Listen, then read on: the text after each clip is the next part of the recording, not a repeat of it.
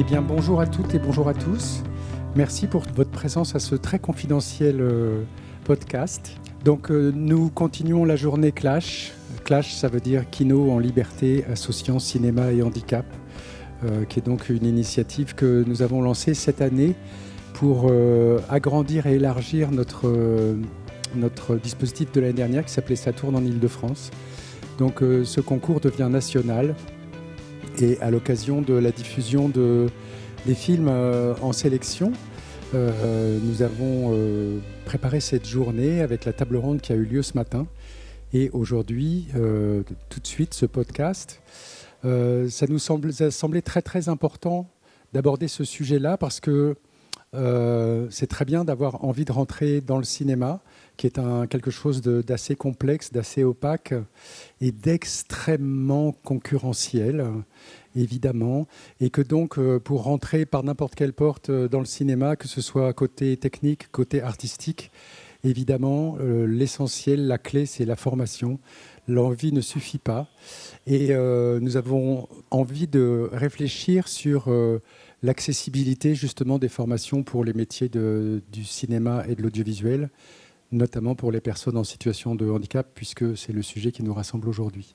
Voilà, je voulais remercier beaucoup Charles Miara qui va modérer ce podcast et remercier tous les intervenants qui ont bien voulu venir se prêter à cette interview. Voilà, je ne vais pas être plus long. Charles, je te laisse la parole. Merci beaucoup. Merci infiniment, cher Rémi. Merci de ton accueil. Je suis très, très, très honoré d'animer cette séquence cet après-midi pour Clash et pour Suite de Paris Cours-de-Vent. C'est la 3e fois que j'interviens ici. Je m'appelle Charles Miara, je suis consultant en inclusion et diversité. Je travaille beaucoup dans le secteur de la culture et du handicap. Et c'est pour moi un immense honneur d'être ici cet après-midi. Avant de présenter nos invités et de vous dire comment va se passer cet enregistrement, ce podcast, cette série de conférences qu'on va mener ensemble, moi, je vais vous demander justement de féliciter les moyens techniques de l'accessibilité qui ont été mis en œuvre pour cet après-midi. Et je voudrais remercier les interprètes en langue des signes. Alors, on peut le faire soit en applaudissant comme ça, soit en applaudissant comme ça. Voilà. Merci à elles, parce qu'elles font un boulot de dingue. Donc, je suis très content. Rémi vient de le dire, nos amis de Clash ont décidé de consacrer cet après-midi à la formation des métiers de l'audiovisuel et à la formation des personnes en situation de handicap ou à la façon dont les personnes en situation de handicap vont pouvoir être formées et être accueillis dans les écoles et dans les systèmes de formation mis à disposition dans notre beau pays. Il faut savoir que le handicap n'est pas très bien représenté dans l'audiovisuel en France. On est à moins de 1%. Moi, j'ai une agence de pub. Je vous assure qu'on essaie de faire des choses et on n'y arrive pas. On est très, très, très mauvais dans la com et on est presque aussi mauvais que dans le cinéma. Pourtant, il y a des lois, il y a des chartes, il existe plein de choses. Il y a tout un arsenal volontaire autour de cette volonté de changer le regard dans nos métiers, dans vos métiers plus exactement. Et vous, dans les écoles, vous faites des choses formidables et c'est de ça dont on va parler aujourd'hui. Changement de regard, évidemment, parce que ça, c'est essentiel, mais accessibilité, politique volontariste et puis solution. Hein, on est là pour être aussi très concret. Alors cet après-midi, on va avoir 3 séquences. Une première séquence avec mes premiers invités que je vais présenter tout de suite, qu'on a décidé de consacrer au métier technique, une deuxième séquence au métier créatif, et puis la dernière séquence, on a 2 surprises, 2 initiatives formidables, donc je n'en dis pas plus tout à l'heure, parce que si je commence déjà à être enthousiaste pour les derniers, on va dire que je fais du favoritisme, ce qui n'est pas le cas. Je suis très content de commencer cette première séquence consacrée aux formations aux métiers techniques, avec 3 invités ES formidables. Alors, j'ai la chance d'avoir Aurélie Bernard de Écart, Anna Frein, qui est étudiante à l'Écart, et Alexandra Bojard de l'école des Gobelins. Voilà, donc 2 écoles et un témoin. Alors, je vais commencer par poser des questions à Aurélie. Aurélie, première question, très simplement. Quel est votre rôle à Écart ? Bonjour, merci beaucoup pour cette proposition d'échange sur ces thématiques-là. Mon rôle à Écart, il est polyvalent, il est couteau suisse. Je m'occupe de la direction adjointe de l'établissement et je suis particulièrement en charge de la pédagogie.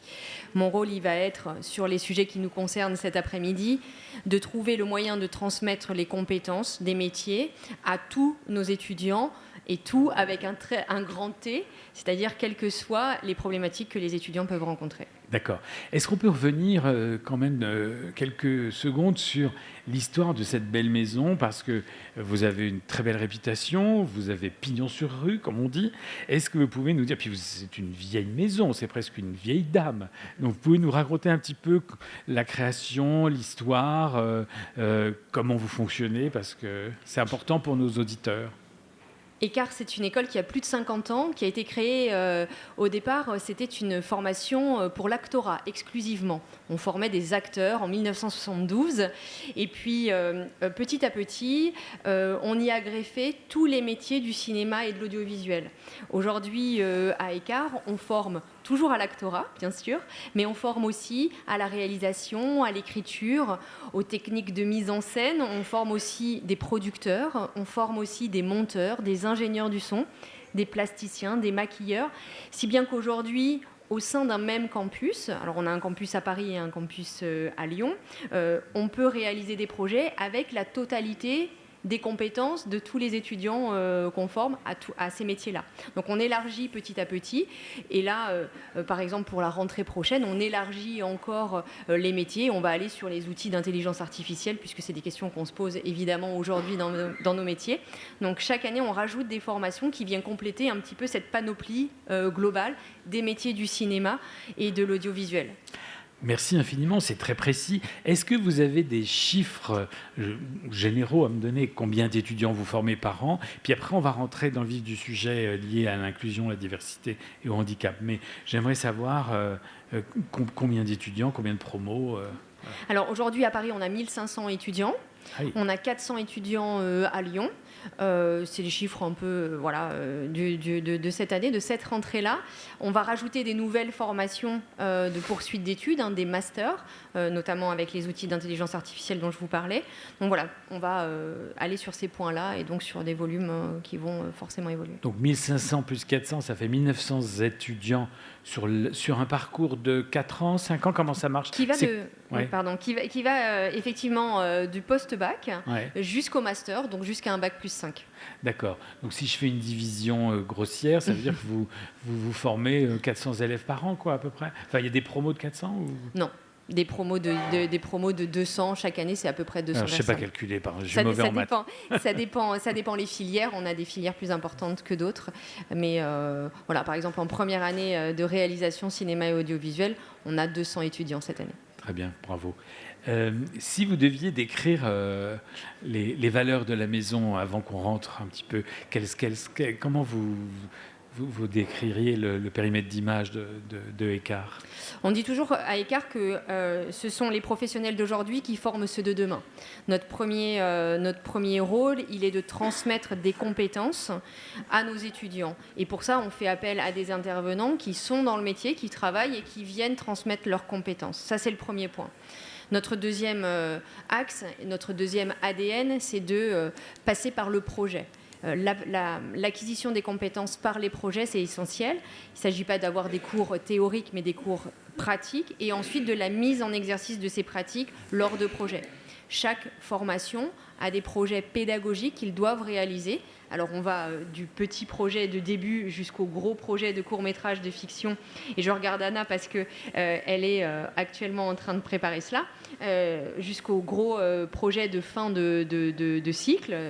Et elle est dedans en ce moment, pour pratiquer, pour mettre en œuvre tout ce qu'ils ont appris lors des cours par les intervenants professionnels. D'accord. Alors, je vais changer l'ordre des questions que j'avais préparées avec vous, parce que vous venez de dire que vous venez de vous tourner vers Anna. Je vais faire la même chose. Je vais vous poser une question qui n'était pas prévue, Anna, mais Aurélie vient de décrire la maison et puis les méthodes. Est-ce que vous vous retrouvez dans ce qu'elle a dit ? Alors oui, surtout en première et deuxième année, vu qu'on a un cursus qui est assez mélangé. Disons qu'en première année, on a l'opportunité de tester les côtés techniques et aussi, donc moi je suis plus dans le côté assistant réalisation. Ah, excusez-moi, Donc, oui. Alors Anna, vous êtes étudiante à Écart, et en quelle formation ? Actuellement en bachelor troisième année, spécialisation assistant à réalisation. D'accord. Donc j'ai commencé avec le côté technique et d'assistanat. Ouais. Et donc petit à petit, on évolue en choisissant plus où on veut aller. Mais tous les ans, en fait, on a toujours des projets qui mélangent tous les autres étudiants qui, eux, font un côté technique ou potentiellement, comme moi, un côté plus orga. Ouais. Et ça nous permet, cette année, dépendant de si on est en initiale ou en alternance, de faire pas mal de projets par année. Ouais, d'accord. C'est cool. C'est cool ? Ouais, c'est cool. Ouais, c'est cool. Vous êtes contente ? Ah oui. Bon, c'est génial. Alors, je reviens vers Aurélie. On va parler maintenant d'inclusion, de diversité. J'ai cru comprendre que votre politique était assez marquée sur ces terrains-là. Est-ce que vous pourriez décrire votre politique d'inclusion, notamment sur les questions de handicap à Écart ? C'est des sujets qu'on a toujours pris très à cœur et pour lesquels on travaille chaque jour, chaque année, pour pouvoir améliorer la prise en charge des personnes en situation de handicap dans notre établissement. Il serait inenvisageable d'imaginer qu'un étudiant en situation de handicap, quel que soit le handicap, ne puisse pas être formé à nos métiers. Alors comment on fait ? On va vraiment aller tout de suite dans l'échange des problématiques rencontrées par l'étudiant. Celui qui postule à notre école et puis celui qui est inscrit dans notre école, pour savoir quelles sont les problématiques qu'il peut rencontrer. Et puis, on met en place un accompagnement avec un référent handicap, en l'occurrence, c'est moi qui m'occupe de cette tâche-là, avec les responsables de filière, de formation et avec l'ensemble des intervenants. On a choisi de former l'ensemble des collaborateurs aux différentes situations de handicap, qu'ils soient moteurs, qu'ils soient psychiques, qu'ils soient cognitifs, de manière à que chacun puisse accueillir la parole de l'étudiant en situation de handicap à n'importe quel moment de son cursus. Au départ, on prend en charge, on accompagne au jour le jour en mettant un certain nombre d'accompagnements individualisés pour chacun. D'accord. Je prends un exemple. Il y a des aménagements spécifiques, par exemple ? Quelqu'un qui aurait un problème, une situation de handicap liée à des troubles 10, par exemple, il n'y a pas une carte parfaite d'accompagnement. Il y a la carte parfaite d'accompagnement pour l'individu en question. Et ça, sans un accompagnement précis comme on le fait, on ne pourrait pas lancer des grandes règles d'aménagement et d'y dire, bon, maintenant, pour toutes les personnes qui souffrent de troubles 10, il faut faire ça, puis c'est tout. Non, puisque ce qui correspond à l'un ne correspond pas à l'autre, et c'est très important qu'on fasse attention à ça. Sur d'autres prises en charge, comme les problématiques de santé mentale ou de maladies chroniques, ça c'est évidemment encore plus individualisé, je dirais, puisqu'on va vraiment toucher à des aménagements et des besoins très spécifiques, puisque pour des maladies chroniques, par exemple, ça sera en fonction justement de la chronicité de la maladie et à quel moment l'étudiant se trouve. Il y a combien d'étudiants en situation de handicap déclarés ? Voilà, c'est bien d'insister sur déclarés, mais oui. Parce que d'abord, ce qu'on commence aussi à voir, et je trouve que depuis 3 ans, on a une forme d'évolution, on a de plus en plus de jeunes qui déclarent une situation de handicap. Et à Écart, on s'en félicite. Ça veut dire qu'on libère la parole. Et souvent, les étudiants que je rencontre lors d'un premier rendez-vous sur ces problématiques-là me disent « j'osais pas le dire ». ou je n'ai pas eu envie de le dire, j'avais peur d'être stigmatisée. Donc on a pris le pied inverse et on a dit dès le début, dès les rentrées, dès les moments d'échange qu'on a avec les étudiants, surtout parlez-en. En fait. Et c'est pas à eux de s'adapter à l'école, mais c'est à Écart de s'adapter. Anna a entendu cette phrase, mais c'est très important de le répéter. Et aujourd'hui, on a plus d'étudiants déclarés. Cette année, je suis 63 pour l'instant, 63 étudiants en situation de handicap déclarés à Paris. D'accord. Alors ça me fait une transition vers vous. Anna, vous avez déclaré une situation ? Oui, en première année, je suis allée voir Aurélie. Donc moi, je suis dyslexique, j'ai tout ce qui est orthographe et dyscalculie. Donc, vous êtes un 10 à 2 ou 3 10, quoi. Oui, pas c'est 5 ou 6. J'en ai sûrement d'autres qui n'ont pas encore été identifiés, mais bon, un ou deux, ça suffit pour l'instant. Et donc moi, surtout, il faut savoir que j'ai fait un parcours où j'ai fait la plupart de ma scolarité en anglais. Donc venir dans un établissement qui, lui, est en français, j'ai dû ramener déjà mon 10 qui est plus fort en français, plus la couche de 10. Donc il faut s'imaginer des examens écrits, des examens oraux, disons, où je dois, encore à l'oral ça va, mais c'était surtout à l'écrit par rapport aux orthographes. Et avec Aurélie, on a mis en place le fait que j'avais le droit de mon ordinateur, j'avais le droit d'un correcteur orthographique, que si j'avais besoin, surtout pour les projets écrits, je pouvais avoir plus de temps, parce que ça me prenait plus de temps pour me relire, pour vérifier qu'il n'y avait pas de faute. Surtout dans un amphithéâtre, dans le hub, où tout le monde écrit en même temps, il faut bien se concentrer et relire pour vérifier qu'il n'y a pas de faute et que ce soit cohérent. Il faut avoir un petit peu plus de temps pour me donner la même chance, disons, que quelqu'un qui, lui, a fait sa scolarité en français et sur 10. Très bien. Et est-ce que vous êtes satisfait de ces aménagements que Écart vous a fournis ? Oui, j'allais poser la question parce que j'ai l'impression que... Je veux dire que oui, parce que pour moi, ça me va très bien. J'ai eu la chance, pour la plupart, de ne pas toujours le prendre en compte. Donc, de temps en temps, j'utilise mon temps en plus, de temps en temps, j'en ai pas besoin. Tout dépend de l'examen, tout dépend de l'exercice. Mais en sachant que j'ai la possibilité de prendre un peu plus de temps, ça me réconforte et je sais que je stresse moins. Parce que je suis moins déstabilisée et je peux vraiment donner et faire ce que j'ai envie de faire sur cet examen-là. Pardon, je vous coupe, mais ce qu'il y a aussi beaucoup chez nos étudiants et ce qu'on essaye aussi de casser comme réflexion, c'est de se dire, en fait, les personnes en situation de handicap ont souvent appris à pallier, à compenser. Mais il s'agit aussi d'apprendre à décompenser ça et de dire, en fait, il y a des aménagements possibles qui vous permettront de vous faciliter les choses et surtout arrêter de compenser systématiquement. On est capable, nous, établissements, de mettre en place un certain nombre de choses qui vous accompagneront. Oui, sans avoir à compenser.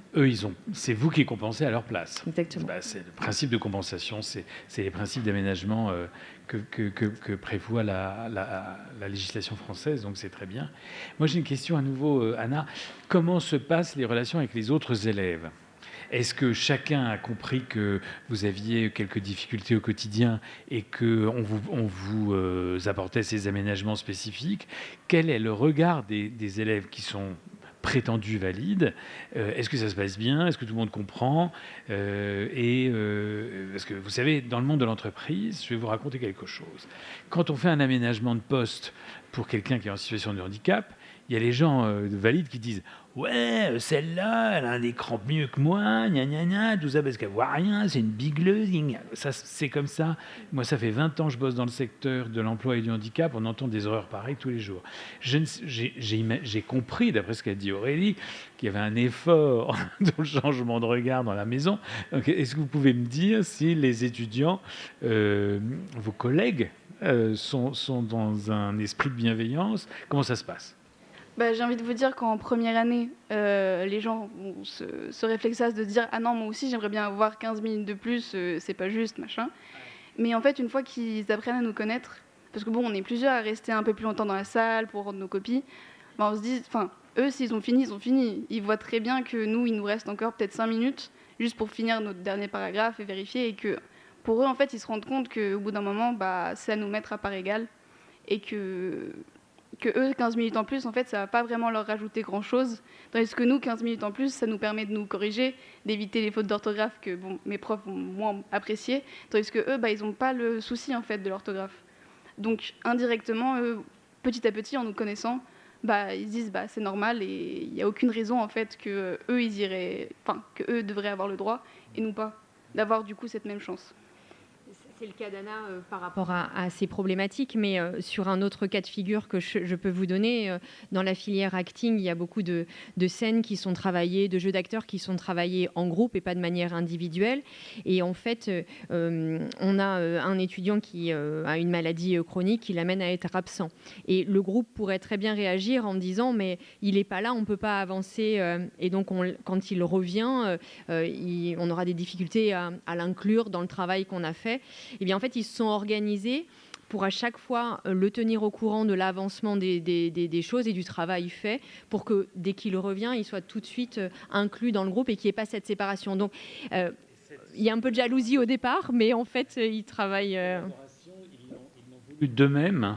C'est-à-dire que c'est les étudiants qui ont dit on va mettre en place un système pour que notre camarade en situation de handicap puisse revenir au bercail facilement. Alors, c'est pas l'école qui leur dit, c'est eux. Ça peut être les deux. Ça peut être les deux et il faut être tout à fait transparent là-dessus. Quand je reçois un étudiant en situation de handicap, ne sort du bureau que ce qu'on a décidé qui sortirait du bureau. Souvent les aménagements, mais pas la raison de la problématique. Et ça, c'est important, que ce soit aux mains de l'étudiant de révéler les problématiques qu'il peut rencontrer. Cela dit... on croit tous à la vérité, à la parole et à la libération de la parole. Cela dit, pour certaines problématiques rencontrées, il est indispensable d'inclure le groupe et de révéler la problématique rencontrée pour que ce soit compris et accompagné de la part de l'ensemble. En fait. Alors justement, comment vous faites ? Vous avez des spécialistes qui viennent et qui expliquent que tel handicap c'est ça. Alors sur les sensibilisations, oui, bien sûr. Vous faites de la sensibilisation qu'on a chaque début d'année pour toutes les promos et sur plein de sujets différents, dont les situations de handicap. On travaille avec l'agence Cristal qui nous permet aussi d'avoir des conférences, et on y reviendra peut-être, mais en tout cas qui nous permet d'organiser un certain nombre de choses liées à ces sujets tout au long de l'année. Oui, ils sont très très bien, l'agence Cristal. Je les avais ici même il y a 3 ans et on les connaît bien ici à Clash.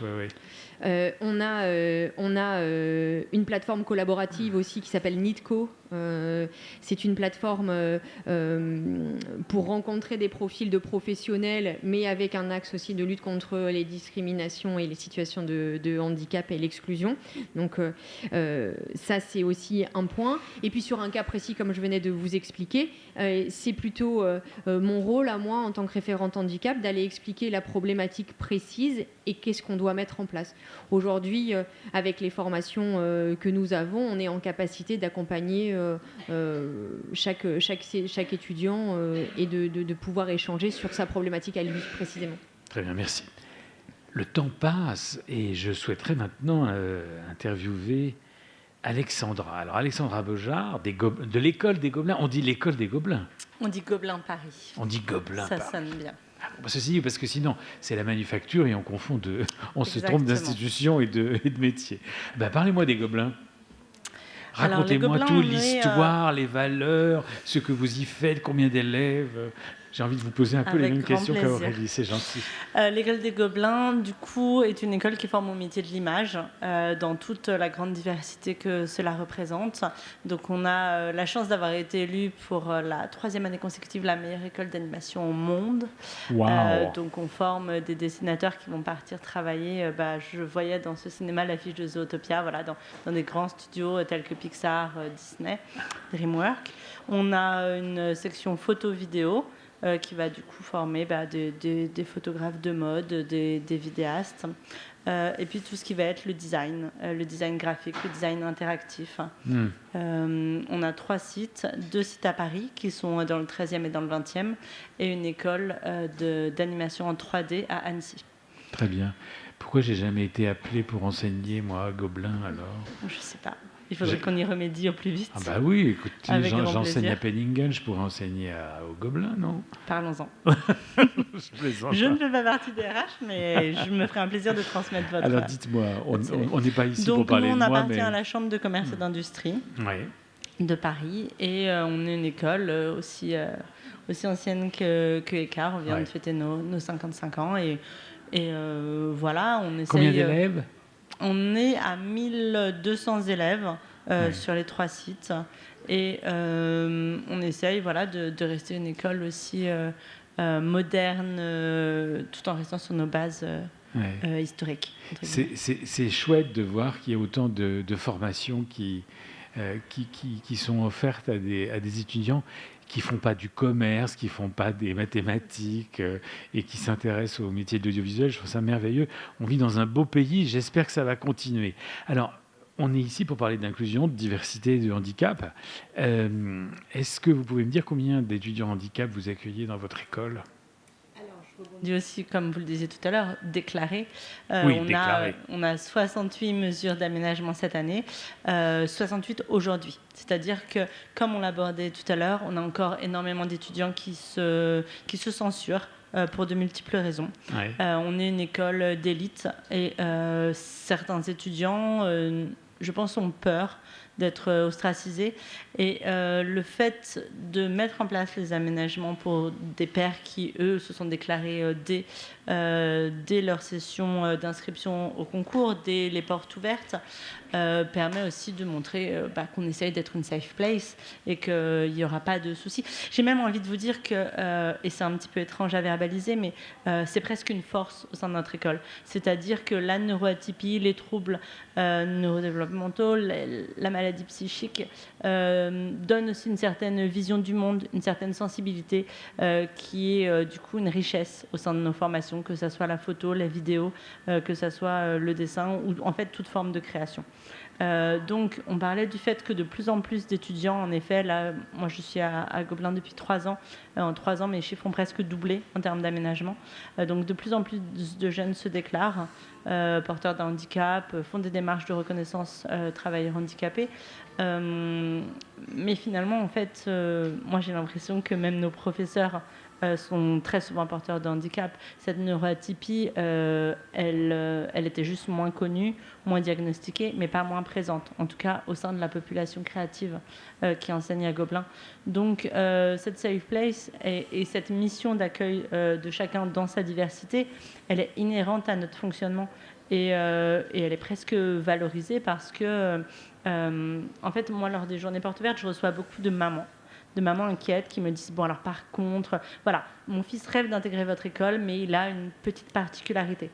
Et je leur dis mais en fait bienvenue aux particularités, on aime la diversité à Gobelin, on aime accueillir chacun et on va essayer justement de tendre à devenir une école de plus en plus accessible et de moins en moins en aménagement. C'est important, comme on le disait, dans des maladies chroniques de pouvoir s'adapter à la personne, mais c'est important aussi de juste être une école ouverte, de dire à tout le monde venez, on a déjà mis des choses en place, on s'adaptera à vos besoins dans la mesure où vous nous les signifiez et voilà. Enfin la particularité vraiment. Beaucoup d'étudiants arrivent en me disant je vais avoir besoin de beaucoup d'aménagement. Mais ils partent souvent d'un baccalauréat général où ils ont eu peut-être des difficultés avec leur dysorthographie. Sauf qu'en fait, c'est pas ça qu'on fera à Gobelin. En fait, on va avoir de la création photo, on va avoir de la culture des arts et peut-être que leur difficulté à calculer n'est pas vraiment un problème pour prendre une belle photo ou pour tourner un beau film. Ben oui.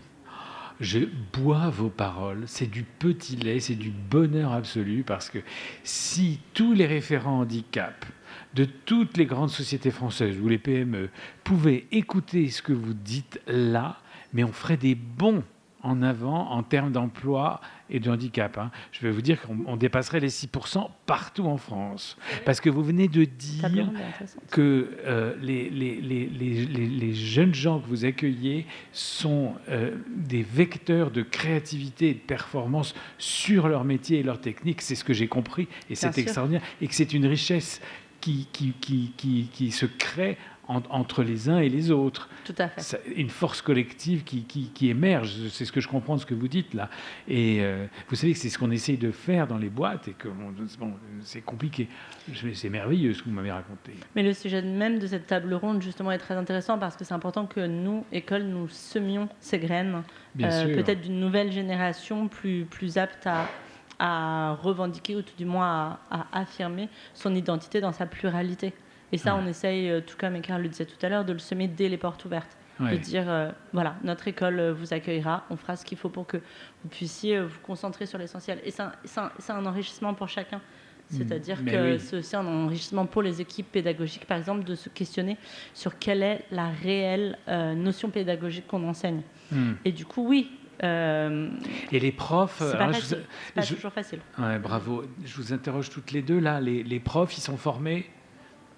Oui, nous, on les forme effectivement à, par exemple, c'est des choses toutes bêtes, mais hyper importantes, de proposer des supports de cours, par exemple, adaptés avec la typo adaptée, l'espacement des caractères pour les personnes en demande. Et finalement, c'est pas très compliqué à mettre en œuvre, à condition qu'ils soient formés à ça. Donc ça, c'est une chose. Est-ce que vous êtes en rapport toutes les deux avec la Conférence des grandes écoles, la CPU, qui sont très avancés sur ces questions-là, en matière de handicap. Vous travaillez en collaboration avec toutes ces institutions? On appartient au Gobelin à la Conférence des grandes écoles, au groupe handicap, qui, oui, en effet, est novateur. Avec mon camarade Xavier. Enfin, voilà, on n'a plus qu'à les suivre, c'est génial. Voilà, très bien. Je suis ravi parce qu'il y a une force de proposition qui est... Quelle que soit la taille de l'école, quelle que soit sa réputation, on rencontre tous les mêmes difficultés, en même temps, hélas. Alors, je vois que j'ai un petit peu dépassé, mais on a un peu commencé en retard. Alors, je vais... merci, je suis très, très heureux de cette première séquence. Je voudrais terminer par le témoignage de Anna, pardon. Je voudrais qu'avec vous, parce que c'est vous l'avenir, est-ce que vous pouvez me dire, pour conclure cette première séquence, d'abord, ce que vous avez envie de faire demain, et puis me dire voilà, comment vous avez vécu cet échange. L'échange ici? Oui. L'échange, j'ai très bien vécu parce que, disons que ça m'a peut-être mis 2 semaines pour venir voir Aurélie à l'école, le temps de m'adapter aux locaux et de rencontrer tous les nouveaux élèves. Mais en fait, le fait que dès les portes ouvertes, je savais qu'il y avait quelque chose en place. Bon, bien sûr, c'est toujours compliqué d'aller dans un bureau et d'aller parler à quelqu'un qu'on ne connaît pas. Mais bon, c'est Aurélie, puis Aurélie est très gentille, donc c'est compliqué. C'est compliqué de ne pas sourire à quelqu'un comme ça. Et donc après l'écart, idéalement, j'aimerais pouvoir bosser dans le monde professionnel, mais bon, c'est compliqué d'y rentrer, il faut mettre un pas et une fois on y va. Profitons de cette visibilité que nous offre Clash, parce que Clash, c'est quand même la fabrication de l'inclusion. Alors, on ne sait jamais s'il y a quelqu'un qui peut vous prendre en stage, je ne sais pas quoi, allez, balancez votre CV, là, allez-y. J'ai beaucoup de chance, je suis actuellement en alternance chez MK2. Donc je ne sais pas s'il veut me garder après ou si on verra bien. Dès chez MK2, il faut garder Anna. Si vous avez besoin d'une assistante réalisatrice de compétition, Anna a les compétences pour monter vos projets et les faire aboutir de A à Z. Merci. Écoutez, mesdames, je vous remercie infiniment. J'ai été absolument enchanté de vous accueillir à cette première étape du podcast sur les métiers techniques. Je vous souhaite une très bonne après-midi et on va faire un court temps de pause pour que j'accueille ma deuxième série d'invités. Merci à toutes les trois.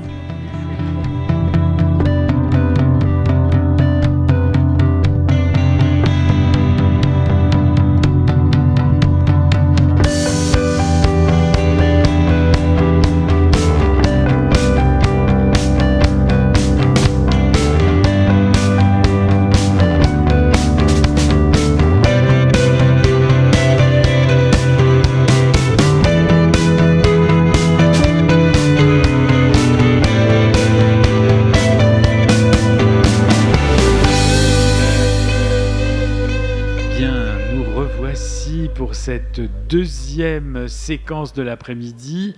Je rappelle que nous sommes au Festival Clash, que nous parlons de formation, d'inclusion dans les métiers d'audiovisuel et que, après cette très jolie séquence sur les formations aux métiers techniques, on va s'intéresser maintenant à la formation aux métiers créatifs. Et pour cette table ronde, j'ai la chance d'avoir 3 invités prestigieux. Marie-Astrid Périmoni de l'école Périmoni. Alors là, on est dans le chic. Quand on a un homonyme qui porte, un invité qui porte le nom de l'école, on a intérêt à se tenir à carreau. Alors, Marie-Astrid, vous êtes venue avec Mériadec Renard-Le-Cam. Bonjour Mériadec, vous êtes étudiant à l'école Périmonie, c'est ça ? Oui, c'est exact, je suis en 2e année. Ah, merci infiniment. Et j'ai la chance d'avoir comme invitée aussi Béatrice Pacotte du CEEA. Vous nous direz ce que c'est que le CEEA. Bonjour, oui, je vous dirai, je vous expliquerai. Merci infiniment Béatrice d'être là. Bien, alors, on a parlé tout à l'heure de représentation dans le handicap. On a vu qu'il y avait très peu de personnes en situation de handicap dans le cinéma ou dans les métiers. Et on s'est posé la question de savoir comment améliorer la situation. Donc vous êtes toutes les deux dans des écoles de formation. Est-ce que Marie-Astrid, vous pourriez nous parler un petit peu de votre école ? Depuis combien de temps elle existe ? Quelles sont ses valeurs ? Qu'est-ce qu'on y fait ? Puisque là, on parle de création, ça veut dire quoi ? Alors, merci déjà pour cette invitation. Bonjour. Notre école, elle a été fondée par mon père, Jean Périmonie, en 1961. À sa sortie du Conservatoire national, il a commencé à donner des cours et puis il s'est assez vite entouré d'une équipe d'artistes autour de lui pour fonder son école. Voilà, j'en ai pris la direction il y a une dizaine d'années et je suis une de ses filles et donc j'ai grandi avec cette école, bien sûr, qui était son premier enfant. C'est une école plus modeste que l'Écart et les Gobelins. On a entre 60 et 100 étudiants par an. Donc c'est une école de formation professionnelle en 3 ans. Et nous accompagnons nos élèves à se former au métier de la scène. C'est une école d'art dramatique. Voilà. Notre école repose sur des valeurs de bienveillance et d'exigence. Mon père disait souvent, et c'est souvent ce qu'on entend dans les témoignages de ses anciens élèves, votre singularité, c'est ce qui sera votre force demain. Et ce qu'il ajoutait, c'était et avec une bonne technique, on gagne en liberté. Donc l'idée, c'est de se dire, vous avez envie de faire ce métier, nous, on ne va pas vous apprendre à être comédien. Enfin, je veux dire, vous avez envie d'être comédien, c'est en vous, c'est quelque chose qui est en vous. Mais nous, on va vous aider à épanouir ça, à développer ça et à vous apprendre à travailler, surtout. Et d'où l'importance de se former, justement, et d'apprendre à travailler, d'être prêt pour affronter ce métier, qui est un métier très difficile. Et j'ajouterais, par rapport à tout ce qui a été dit dans la première partie du podcast, je rejoins tout ce qui a été dit, vraiment, c'est exactement ce qu'on vit, nous, dans notre école. J'ajouterais que les comédiens, les artistes, sont des êtres hypersensibles, dès le départ. Ils ont un regard différent sur la société, et c'est ce qui fait qu'ils sont des artistes. Et c'est ce qui est passionnant dans notre métier, parce que c'est un métier de passion, de former des artistes, c'est que nous, on se réjouit à l'idée d'accompagner chaque élève qui arrive à l'école, se présente chez nous et dit voilà, moi j'ai envie d'être comédien, j'ai envie d'être sur scène, c'est là où je suis le plus heureux.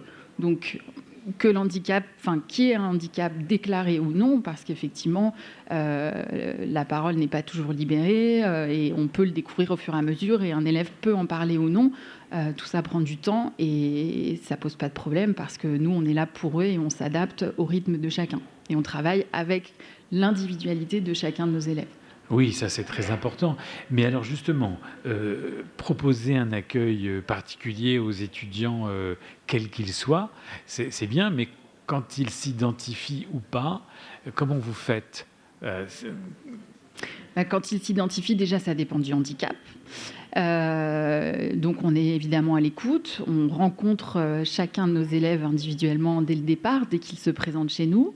S'ils déclarent un handicap tout de suite, dès la présentation, ce qui était le cas de Mériadec, ça simplifie beaucoup de choses une fois que les mots ont été dits, que les choses ont été dites, comme toujours dans la vie de toute façon, après on passe à l'essentiel et à ce pourquoi on est là, c'est-à-dire l'envie de faire ce métier et de se former à ce métier pour se professionnaliser et être prêt pour son avenir professionnel.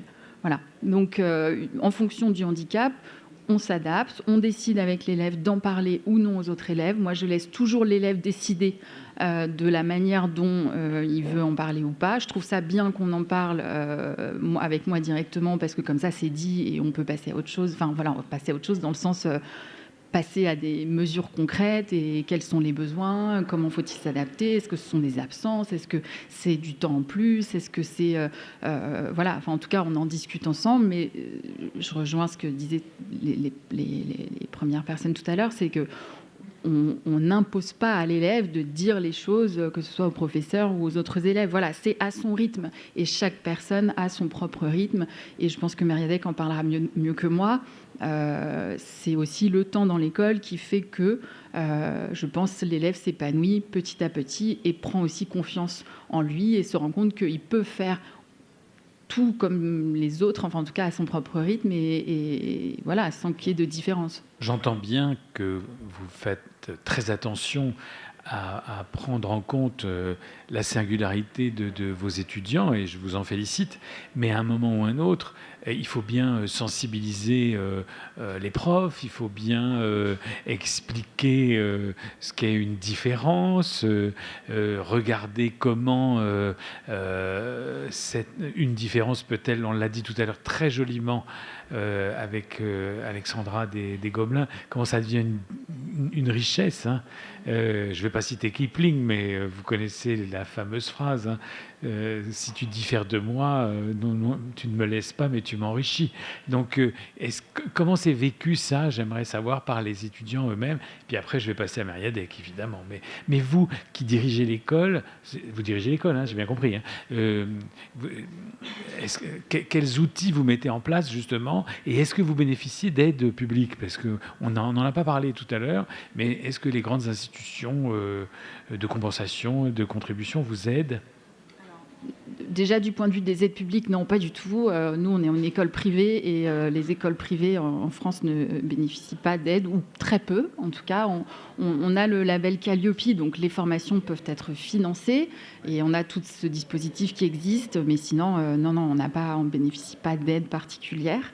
Et donc, pour en revenir aux adaptations qui sont menées, évidemment, on en discute avec les professeurs, on décide avec l'élève dans l'entretien de départ des mesures qui sont à mettre en place, on en discute avec les professeurs et tout ça se fait au fur et à mesure du programme de chaque année de formation et de l'évolution du travail de l'élève et de la manière dont l'élève est présent et engagé dans l'école. Et par rapport à ses camarades, il y a évidemment une sensibilisation qui est faite. Et je dois dire que depuis quelques années, il y a un regard très différent de la part des nouvelles générations, et je pense qu'on peut s'en réjouir, qui est porté sur le handicap, justement. Et que les élèves sont très bien accueillis par les autres élèves. C'est même peut-être parfois plus facile avec les jeunes qu'avec les moins jeunes. Donc tant mieux.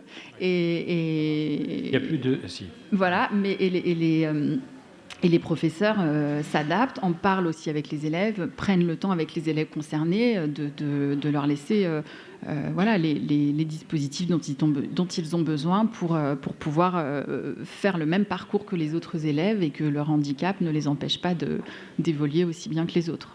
Merci beaucoup. Alors Mériadec, vous nous avez dit que vous étiez en 2e année à l'école Périmonie. Alors, quelle est votre spécialité? Parce que là, pour l'instant, on n'a parlé que d'art dramatique, mais il n'y a pas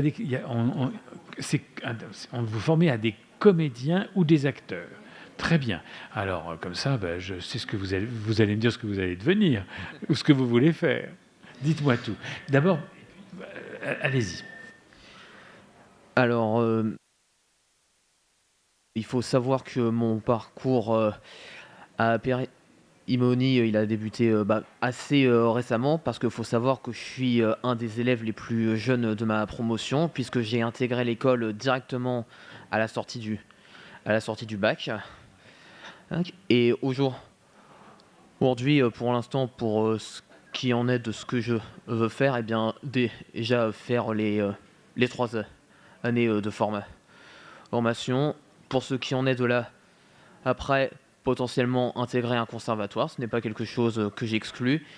Et j'ai eu une idée très récemment, été 2025, de fonder une compagnie théâtrale dont le but ce serait d'écrire et de mettre en scène des pièces qui sensibilisent au handicap et pas juste le TSA comme moi j'ai, puisque je suis donc autiste, mais aussi par exemple la dyspraxie, la dyslexie et bien d'autres handicaps justement. Formidable, mais on va vous donner un coup de main, parce que vous savez, les opérations de sensibilisation dans les entreprises, elles ont bien besoin d'être menées par des experts, et je pense que vous avez un avenir sur ce terrain-là. Et sachant que je tiens à le préciser, pour l'instant, c'est encore un projet assez hypothétique, mais mon but premier, ce serait plutôt de sensibiliser les collégiens ou les lycéens. Mais d'accord. Je n'exclus pas de faire les adultes non plus. Eh ben, je vous félicite parce que plus on commence tôt, mieux ça vaut. Parce que ça, on sait tous que la sensibilisation et l'intégration se réussit quand on commence à l'école. Vous avez parfaitement raison. Qu'est-ce que je voulais vous demander ? Oui, alors... Moi, si j'avais une question un peu personnelle à vous poser, Mariadec, vous avez toujours eu envie de monter sur les planches ou c'est arrivé comme ça après le bac ? Parce que vous vous êtes dit, je ne vais pas faire une fac de maths, je ne vais pas faire une école d'ingénieur.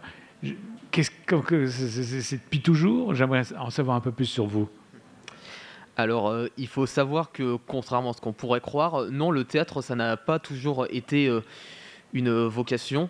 Pour comprendre pourquoi j'ai voulu me lancer dans ce métier, il faut savoir que je suis un grand passionné de jeux vidéo également, et plus particulièrement des jeux vidéo Sonic, et comme beaucoup de fans de cette licence, je me suis intéressé au doublage de cette série, et comme le doublage c'est intrinsèquement lié au théâtre, j'ai fait beaucoup de renseignements, je me suis beaucoup renseigné, et donc quand j'ai vu que pour faire du doublage, il fallait faire du théâtre, sur un choix que je qualifierais de plutôt égoïste maintenant, parce qu'il n'y avait vraiment que le doublage qui m'intéressait à l'origine, j'ai donc pris l'option théâtre de mon lycée, et un des rares lycées d'Île-de-France qui proposait de faire cette option et la spécialité. Et c'est là que je me suis rendu compte qu'en fait, être sur scène, ça me procurait une émotion tellement unique et indescriptible que j'ai découvert qu'en fait, être sur la scène, c'était peut-être ma nouvelle vocation. Écoutez, formidable. Si vous avez réussi à trouver une vocation, c'est un témoignage magnifique que vous nous livrez là, Mariadec. J'y suis très, très sensible. Il faut arrêter, parce qu'après, moi, je vais me mettre à chialer encore. Parce que ça m'arrive tout le temps. Ça. Ce sera la première fois que j'arrive à faire pleurer quelqu'un. Et c'est pas que de la comédie, je peux vous assurer. Merci. Non, mais c'est bien, c'est très bien ce que vous dites. Béatrice, on écoutera à nouveau nos amis de Périmonie, mais j'aimerais bien que vous puissiez nous parler du Conservatoire européen de l'écriture audiovisuelle, parce que là, on va parler un peu d'écriture quand même. On va parler un peu d'écriture. Voilà. Bah oui, c'est important, parce qu'aujourd'hui, si on ne commence pas à être c'est là où tout commence, normalement. C'est là où tout commence. C'est là où les récits commencent. On félicite nos amis de Clash. Il n'y a pas un souci avec le son. Je ne sais pas où sont nos amis ingénieurs. Tout va bien ? Tout ça va ? Ah oui, on parle pas. Voilà. Donc là, ça va. Merci. Pardonnez-nous parce que j'avais l'impression qu'il n'y avait pas du Larsen, mais je ne sais pas quoi. Oui, l'année dernière, on avait fait une table ronde sur l'écriture. Et comme vous le dites, Béatrice, c'est là que démarre tout. Alors, pourquoi ça démarre ? Pourquoi c'est primordial ? Parler du CEA peut-être d'abord. Je vais vous raconter ce qu'est le CEA. C'est ça, on va faire comme on avait dit. J'essaie toujours de faire un pas de côté, mais c'est pas grave. Non, mais c'est important de comprendre ce qu'est le CEA en fait. En fait, le CEA donc, existe depuis 30 ans. C'est une école qui est gratuite. J'insiste là-dessus parce que c'est important. On y entre sur concours et il n'y a pas beaucoup d'écoles gratuites, donc c'est assez formidable. Et donc c'est une école qui a été formée sur la volonté de tous les partenaires de l'audiovisuel à l'époque et qui sont toujours d'ailleurs membres de notre conseil d'administration, donc TF1, France Télévisions, M6, le CNC, la ProCirep. Maintenant on a intégré Netflix, on va intégrer d'autres plateformes. L'idée était que le scénariste, c'était un métier qui s'apprend.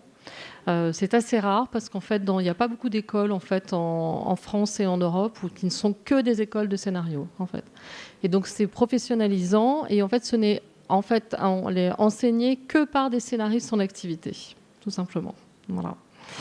Et c'est là que tout commence. Et alors à mon grand regret, voilà, nous n'avons jamais eu d'élèves portant un handicap depuis 30 ans, à mon énorme regret.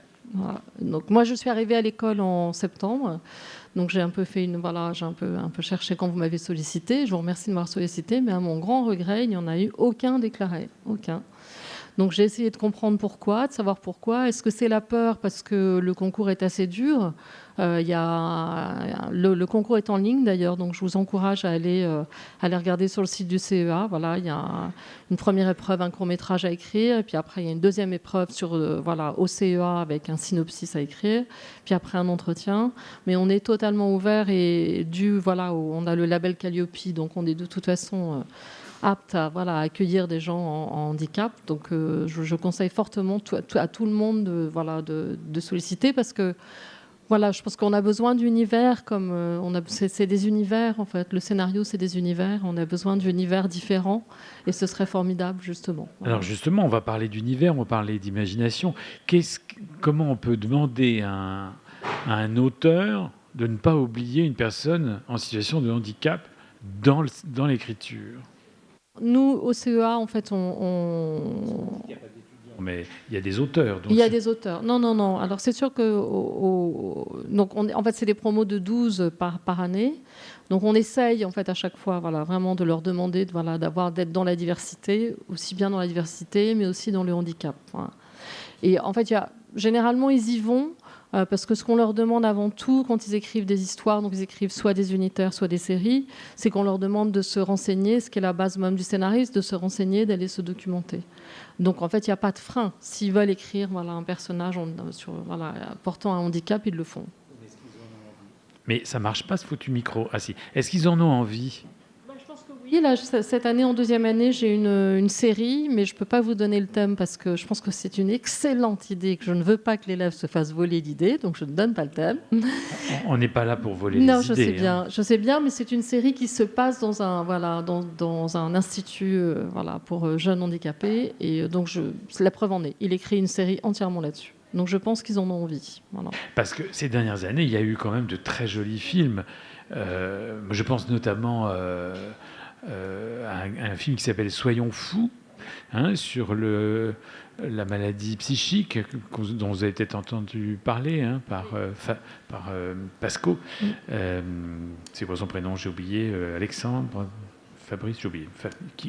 J'espère qu'il n'écoute pas, il va me tuer. C'est un copain en plus.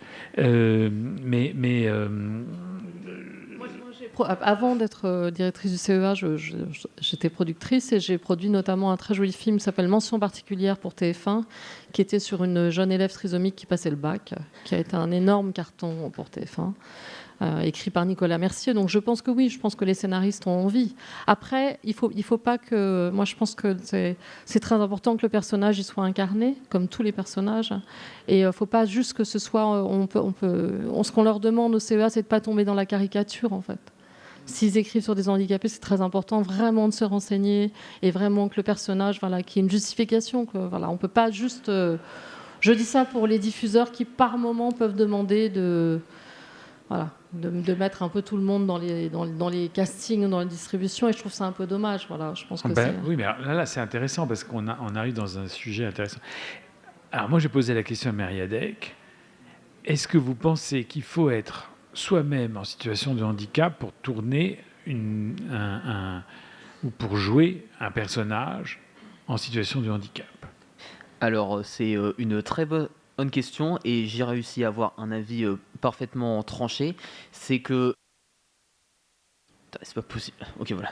Le handicap, ça fait partie de ces choses qui peuvent très rapidement tourner et comme on le disait précédemment, à la caricature ou à la très mauvaise représentation. Et d'ailleurs, ça me permet de faire une transition, mais la représentation autistique au cinéma, c'est une des plus grosses faiblesses de l'industrie moderne, parce que soit ils ne font pas assez de recherches, soit ils font des recherches, mais on part dans des représentations extrêmement clichés, et pas juste sur l'autisme d'ailleurs, ça ne me vient pas à l'esprit, mais je vous invite à faire des recherches et à aller voir le nombre de représentations du handicap qui ne sont pas du tout renseignées. J'ai pas assez de mes mains pour compter. Mais donc, le handicap, oui, ça fait partie de ces choses où, pour moi, prendre un acteur qui est vraiment atteint de cet handicap, ça peut aider parfois même pour l'écriture et même pour une certaine authenticité. Je pense qu'il a tout dit. Ah bah oui, moi On a rajouté, il a tout dit. Ah ouais, c'est extra, bravo. On peut l'applaudir. Ouais.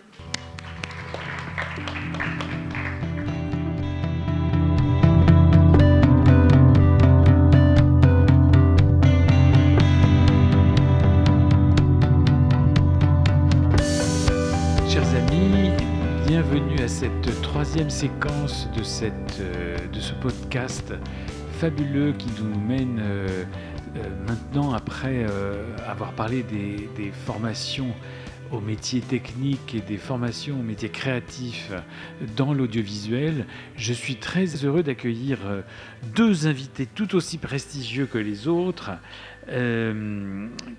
pour parler d'initiatives heureuses. J'aime bien ce mot-là parce que finalement, ce dont vont parler Martin et Diane est très original.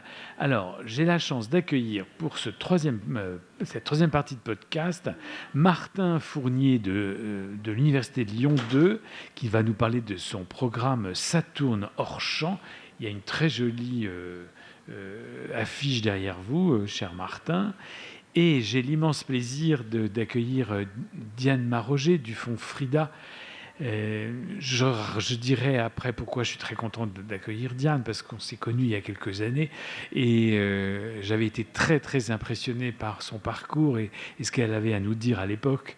Et donc c'est pour moi un immense plaisir de vous revoir, Diane, de vous retrouver, et je félicite à nouveau nos amis de Clash de nous avoir réunis cet après-midi. Alors, Martin... j'avais posé des questions, puis j'ai oublié, mais c'est pas grave. Vous êtes enseignant à l'Université de Lyon 2. Oui.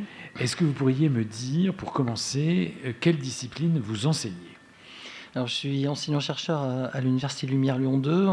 J'enseigne principalement le scénario, l'économie du cinéma, et j'encadre les pratiques cinématographiques un peu globalement de fiction à l'université, en particulier en licence. Ça veut dire que vous avez combien d'élèves par an, par exemple ? Alors ça change sur les années. En première année, on a peut-être presque 300 étudiants. En deuxième année, on en a 130, 140. Troisième année, à peu près cet équivalent aussi. Oui, en master, 50. Ah oui, donc oui, il y a la déperdition classique de l'université française. Oui, mais surtout en fin de première année. Oui. Mais aussi parce qu'en première année, c'est scène et image sont ensemble. Donc en fait, il y a ceux qui partent en théâtre, en scène, c'est-à-dire théâtre et danse. Et en première année, c'est ensemble. Donc ça explique aussi un tronc commun en première année. Un tronc commun. Et vous faites audiovisuel. Voilà, moi je suis du côté audiovisuel. Enfin, cinéma, photo. Qui est la partie image, c'est cinéma-photo. Bien sûr. Beaucoup. Alors, vous avez fait le constat que les personnes en situation de handicap font face à des obstacles pour accéder au métier du cinéma et de l'audiovisuel, et qui, dans un secteur concurrentiel où les budgets disponibles sont de plus en plus serrés, où tout écart avec la norme est perçu comme un coût supplémentaire. Vous avez pu constater que des talents étaient ignorés, exclus, et j'imagine que ça vous a énervé et que vous avez décidé de réagir et que vous avez donc créé ce projet. Mais comment vous avez fait ces constats ? Sur combien d'années ? Et qu'est-ce qui vous a poussé à réagir devant cette injustice ? Alors, c'est pas exactement comme ça que ça s'est passé historiquement. Tout ça est né par l'intermédiaire du Festival international du film sur les handicaps et du réalisateur Mary Sanders, qui est un réalisateur néerlandais qui était à ce festival, qui a discuté avec sa directrice fondatrice Katia Martin-Moresco et ensemble ils se sont dit il faut qu'on fasse quelque chose à Lyon. Et donc, Katia m'a contacté en disant parce qu'on est partenaire, Lyon 2 est partenaire du festival, et donc c'est elle qui nous a mis en contact avec Mary Sanders. Et donc, le constat vient de lui. Donc c'est un réalisateur en fauteuil, lui, qui est en situation de handicap et qui a créé une fondation aux Pays-Bas qui fédère les acteurs et actrices en situation de handicap dans une voie de professionnalisation, et en partant du constat que non seulement c'est extrêmement difficile pour n'importe quel acteur ou actrice de trouver sa place dans le secteur, mais alors avec un handicap encore plus. Donc ça, c'est vraiment toute la discussion qu'il y a eu ce matin, sur la table ronde de ce matin a été parlé exactement de ça. Et du coup, ce dispositif qu'on a mis en place avec Mary Sanders a pour objectif justement de leur permettre à ces acteurs et ces actrices de se mettre dans des vraies conditions professionnelles de tournage, dans les conditions de stress du tournage, de difficulté, d'intensité du tournage, et de sortir avec des choses qu'ils peuvent montrer, où ils peuvent montrer justement ce dont ils sont capables comme acteurs, et pas indépendamment du handicap, montrer leurs compétences en termes comme acteurs et actrices. Et donc ça, c'est le point de départ qui est né. Et donc c'est pas moi qui ai fait ce constat, mais c'est vraiment un constat et qui est de connaissance commune, j'ai envie de dire, alors, qui a été porté par ce réalisateur qui, lui, est en situation de handicap. Et qui a créé cette fondation justement pour essayer de trouver une solution. C'est génial. Ça tourne hors champ, hein. Ça s'appelle comme ça. C'est un très joli nom. Vous pouvez nous expliquer pourquoi vous l'avez appelé comme ça? Alors, là aussi, c'est une tentative de trouver une version française de la version anglaise qui est arrivée en premier. Décidément, j'ai pas de chance parce que je pense l'interviewer sur des singularités et à chaque fois, ils me disent tout vient de l'étranger. Non, mince. C'est pas de l'étranger. Je pense que je sais pas si c'est moi qui suis à l'origine, je sais plus, puis on s'en moque. Mais l'anglais, c'est Frames Without Borders, qui est peut-être, moi je trouve encore plus juste. Et on a essayé de trouver quelque chose qui corresponde. Mais c'est très c'est très, très élégamment traduit en tout cas. Même si effectivement en anglais c'est plus précis, mais comme souvent. Alors, si je comprends, vous pensez inclusion dans toute la conception du film. C'est ça, si j'ai bien compris. Donc ça signifie quoi d'être inclusif dans une production? Alors le projet, dès le départ, en fait, on a commencé à en discuter avec Mary Sanders et on s'est posé cette question-là. Qu'est-ce que ça veut dire cette question de l'inclusion? Et immédiatement, lui, ce qu'il a dit, c'est il faut les mettre dans une situation d'urgence. Donc du coup, ce sont des films qui se font en 84 heures, mais vraiment l'idée est venue de lui et pour une raison qui est devenue une évidence en le faisant, qui est de dire, en les mettant dans une situation d'urgence, ils n'auront pas le temps de s'apitoyer et ils n'auront pas le temps d'être gênés. Parce qu'ils vont être tout de suite obligés de faire du cinéma ensemble. Et c'est vraiment exactement ce qu'on a pu expérimenter là sur les 2 premières éditions. Là, on enclenche la 3e, la dernière semaine de janvier. Au bout d'1 heure, la question du handicap disparaît. Ils sont tellement dans l'urgence de faire les films que les questions. Enfin, c'est pas qu'elle disparaît, elle est à sa place. C'est-à-dire que on veut tourner en sous-sol avec quelqu'un qui est dans un fauteuil, avec un fauteuil très très lourd, avec un équipement très lourd, et il n'y a rien pour accéder au sous-sol. Comment on fait? Donc ça c'est une vraie question liée au handicap. Mais ça se discute avec la personne dans son fauteuil, et il n'y a pas le temps de la gêne, il n'y a pas le temps de l'apitoiement, il n'y a pas le temps de tout ce qui agace profondément. En tout cas, Mary Sanders, pour lui, c'était fondamental de se débarrasser de ça. Donc, on fait d'une contrainte une opportunité. Exactement. C'est ça que vous êtes en train de me dire. Exactement. Ah oui, c'est extraordinaire. Et donc, c'est l'urgence qui fait naître la nécessité d'être créatif. Alors, d'une part, ça.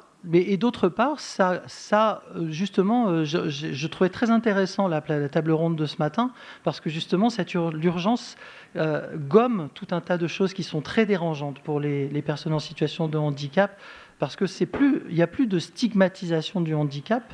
Avec l'urgence, enlève ça, parce qu'on n'a pas le temps de ça.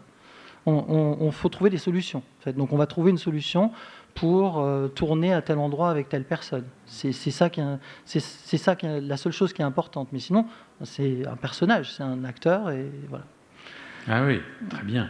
Et alors, qu'est-ce que ça change pour les étudiants, par exemple ? Alors pour les étudiants,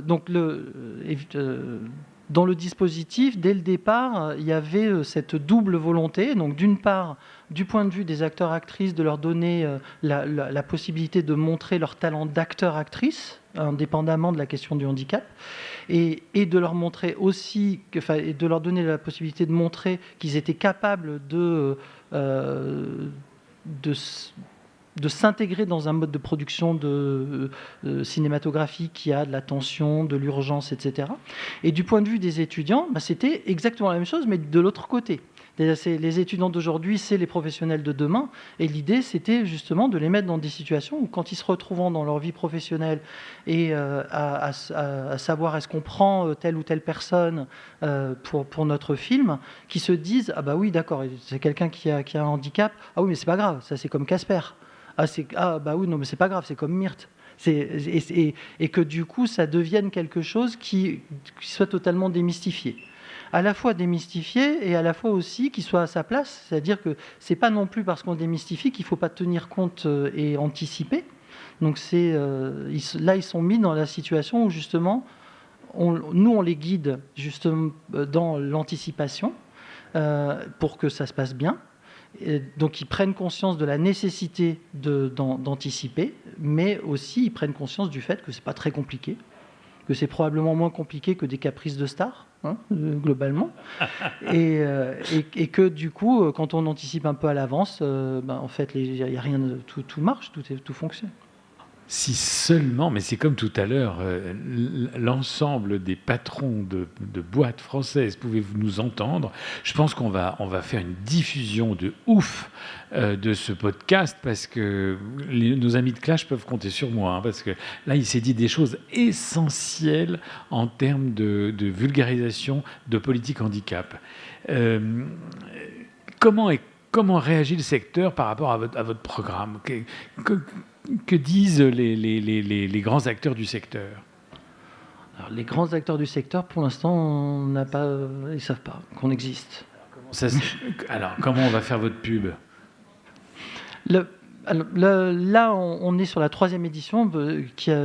Ça s'est construit vraiment petit à petit. La première fois, on était tout seul. Maintenant, la deuxième fois, on a intégré une autre école, une école néerlandaise. Donc, nos étudiants font les films avec des écoles de la Sinthios School of Arts and Design. Et là, cette année, on introduit une 3e école qui est Luca en Belgique, ce qui nous permet d'accéder à des fonds Erasmus+. Donc ça permet au système de fonctionner.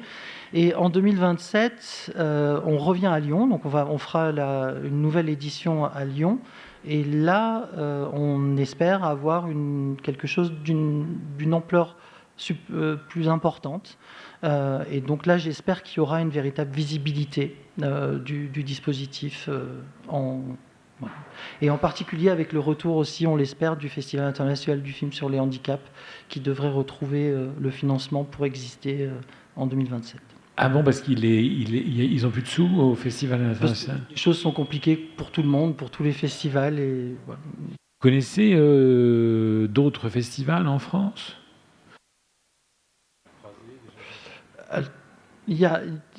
Alors nous, on est vraiment en lien, parce que ça a été initié par le FIFH, donc on est en lien avec eux. On est aussi en lien avec un festival aux Pays-Bas, qui est Movies That Matter, qui est un festival assez important à La Haye. Et on a aussi pour objectif d'avoir un troisième partenaire. Donc c'est 2 festivals qui sont partenaires du projet. Et l'idée, c'est aussi d'avoir un troisième festival partenaire en Belgique, maintenant qu'on fonctionne entre la France, les Pays-Bas et la Belgique.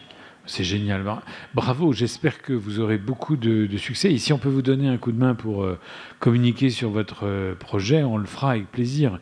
On en rediscutera ensemble, Martin. Merci beaucoup. Je voudrais qu'on écoute maintenant Diane Maroger. Diane, je le disais tout à l'heure, on s'est connus dans une autre vie où c'était, je crois, à la mairie de Paris, où on s'est vus nous 2 fois. Et puis, donc, vous êtes très célèbre dans le secteur. Oui, si. Vous avez travaillé comme monteuse documentaire pour la télévision, le film d'art entre 97 et 2008. Vous avez surtout, vous êtes concentré sur l'association Retour d'Images. Moi, c'est quand vous étiez à Retour d'Images que je vous ai connu. Vous faites de la production maintenant au sein de Dessia Film. Et vous faites de la prod, quoi. Et vous êtes célèbre. Donc, j'aimerais que vous nous parliez un petit peu maintenant d'un projet qui vous tient à cœur et qui s'appelle Frida, très joli acronyme qui porte une homonymie avec une artiste célèbre et engagée. Et le Frida, c'est le Fonds pour la réussite et l'inclusion dans les arts. Qu'est-ce que c'est que ce fonds et pourquoi l'avoir créé, chère Diane ? Alors, effectivement, le fonds Frida est une fondation abritée par la Fondation de France depuis 2023, qui œuvre pour la visibilité des artistes et des professionnels de la culture en situation de handicap pour favoriser l'autodétermination de leur parcours dès leurs études, dans tous les domaines artistiques, pas seulement le cinéma. Très bien. Et alors, ma raison pour... oui, la raison. Qu'est-ce qui vous a poussé à monter ce fonds ?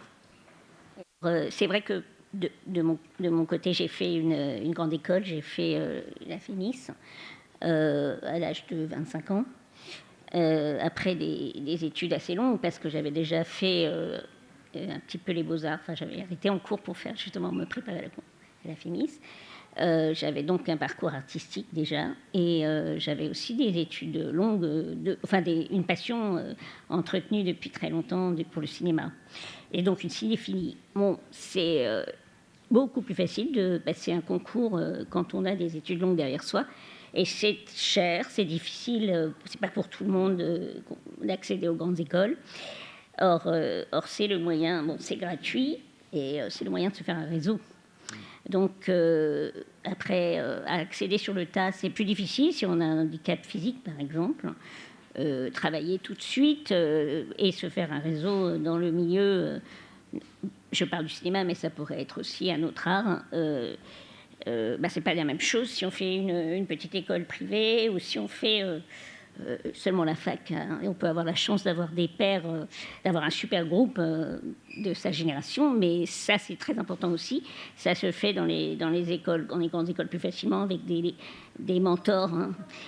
Donc c'est vrai que j'ai voulu rendre un petit peu ce que j'avais reçu. C'est grâce à ça que j'ai travaillé pendant plusieurs années, que j'ai eu mes heures tout de suite. C'est grâce à ça une grande école, mais c'est pas seulement les grandes écoles, bien sûr, parce qu'aujourd'hui ça évolue. L'inclusion évolue et dans les grandes écoles et les passerelles existent aussi, et c'est très important de le valoriser. Donc il n'y a plus que la FEMIS et Louis Lumière sur le marché. Il y a, comme en parlait tout à l'heure Madame, il y a le conservatoire d'écriture audiovisuelle qui est une autre passerelle, qui est notamment une passerelle de formation continue. Mais il y a des écoles comme la Fabrique, la Cinéfabrique, qui ont élaboré des concours un petit peu plus, des formes de sélection un petit peu moins violentes. Et donc nous, on fait connaître le font sur tout le paysage des écoles d'art et de cinéma et de mode, enfin tout, pour en fait aider un petit peu les chargés du handicap à s'orienter dans les questions que pose l'admission des élèves en situation de handicap et l'ouverture à toutes les questions qui peuvent se poser au cours de la scolarité, dans la forme même des dons qu'on fait et des formes de la candidature, où on essaie d'anticiper aussi pas mal de questions qui peuvent se poser. Oui, alors ça, comment vous faites pour anticiper, justement? Ça se passe comment? Parce que c'est... Ça vient de l'expérience. Ah, oui. Mais il faut dire qu'aujourd'hui, il existe un dispositif pour accéder aux grandes écoles ce n'est pas pour accéder, mais une fois qu'on y est, on peut demander une bourse au ministère de la Culture. Il faut le dire, ça existe depuis 2019. Et quand on a créé le Frida, c'est vrai que c'était après. On vient pas dans le même moment du calendrier. C'est-à-dire qu'on peut faire la demande une fois que les élèves sont arrivés, alors que le ministère de la Culture, il faut faire la demande en mai. Donc certains élèves, par exemple la première année, ils ne sont pas là. Il n'y a que Parcoursup et le formulaire de fin de Parcoursup pour déclarer s'il y a un handicap, et parfois des gens ont du mal à en parler aussi, donc ce n'est pas forcément évident tout de suite les besoins des élèves. Donc nous, on arrive un peu après, donc le formulaire de demande, il permet vraiment d'élaborer un projet. Et c'est l'école qui fait la demande, ce n'est pas l'élève, parce qu'on ne traite pas les informations confidentielles en ligne, c'est trop... Enfin, il y a des barrières à ça, et c'est tant mieux, c'est protégé, en fait, la confidentialité. Après, voilà, ça c'est la première étape, c'est pourquoi faire des écoles, pourquoi soutenir. Alors, évidemment, on soutient l'accessibilité plus ciblée qui peut se révéler, mais il y a aussi les bourses de vie. Il y a aussi le besoin de se loger, qui peut être un peu différent quand on a un handicap. Et les transports, avoir un assistant, et ça c'est généralement anticipé par la MDPH, mais il peut y avoir des choses qui apparaissent aussi plus tard. Vous soutenez les projets, les œuvres, mais aussi les gens. Alors les œuvres, c'est encore autre chose. C'est un autre axe de l'aide du Frida, c'est depuis 2023.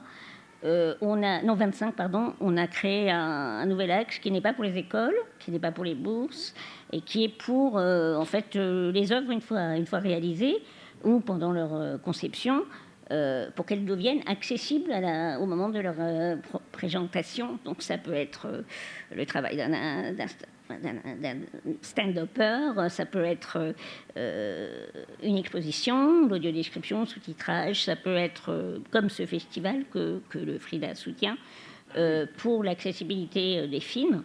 On interviendra toujours avec des cofinancements, parce que le but, c'est pas de fournir clé en main, on doit répartir aussi sur des demandeurs assez variés. Ça permet de sensibiliser à la construction, parce qu'un film, il est toujours cofinancé de toute façon, ou même une expo, enfin toute création, il vaut mieux qu'elle ait plusieurs sources de financement, si je ne m'abuse. Oui, mais on ne soutient pas la création, on soutient l'accessibilité. Oui, donc ça, c'est un choix, parce que soutenir la création, c'est encore autre chose. Donc là, voilà. Mais par contre, il y a des artistes en situation de handicap qui créent des œuvres avec le dispositif d'accessibilité intégré. Et là, du coup, on fait partie... on peut soutenir un projet en cours. Avant sa projection, sa représentation. Et alors, vous soutenez combien de projets par an chez Frida? Je soutiens une dizaine de projets, à moitié l'aide pour les bourses et pour les écoles, et puis l'autre moitié, là on est à 50-50 cette année, les œuvres, voilà. Enfin là en 2025, oui. Mais ce que je voulais dire, suite à la réaction, à la réponse d'une intervenante tout à l'heure, le but du Frida, c'est quand même de faire, de donner la visibilité à des artistes qui ne viennent pas du secteur protégé, parfois il y en a qui émergent du secteur protégé, c'est vrai aussi, mais c'est vraiment les parcours inclusifs et aussi arriver à ouvrir des nouvelles voies si c'est possible. Et j'ai entendu tout à l'heure que les personnes handicapées ne s'étaient pas présentées comme candidats pour travailler, pour être formés au Conservatoire d'écriture audiovisuelle. Et j'ai trouvé ça très intéressant parce que vous avez souligné que ce n'est pas une école payante. Mais ce que j'entends depuis toujours, parce que j'ai créé aussi l'association Retour d'Image, qui était un festival entre 2003 et 2013, un festival cinéma et handicap, en lien avec des festivals internationaux sur le sujet, c'est que nous voulons raconter nos propres histoires. Nous voulons raconter nos histoires de notre point de vue, exactement comme d'autres minorités. Et alors, pourquoi on n'accède pas à toutes les formations après la sélection très difficile des écoles? Je pense que c'est une vraie question. Et comment ça ne peut pas être remplacé par l'écriture, par des tiers qui vont faire une recherche. Il y a eu la série 1m20 sur Arte, qui est écrite par une scénariste en situation de handicap, mais qui n'est pas française. Et cette série, elle est vraiment très, très, très relayée dans le milieu des personnes handicapées. Et il y a un désir de revendiquer que l'équivalent arrive en France. Alors voilà, il y a des choses à réfléchir au niveau de la création. Quelle est la position qu'on donne dans des grosses productions aux personnes handicapées? Est-ce que c'est toujours de jouer dans le film, ou est-ce que ça peut aussi être de trouver les talents à d'autres niveaux?